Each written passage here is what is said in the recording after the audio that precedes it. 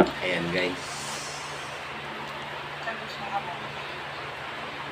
Ayan lang siya natapos. Dinala ko sa manggagawa guys.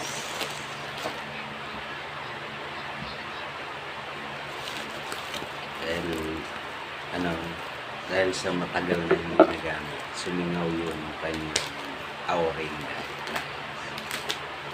Pinapalitan ko siya ng o-ring. Okay na.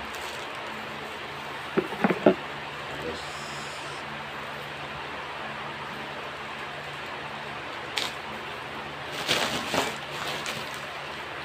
tatlong araw sa gawa, sabay nagpakarga na rin ang CO2.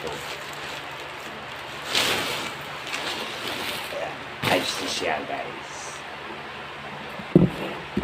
Ito na din, may CO2 na.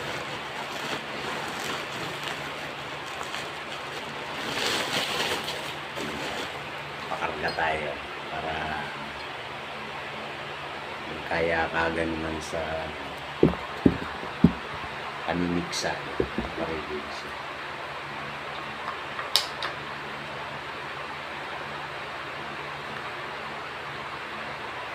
Ready na guys, bagong ayos. Tatlong araw sa gawa.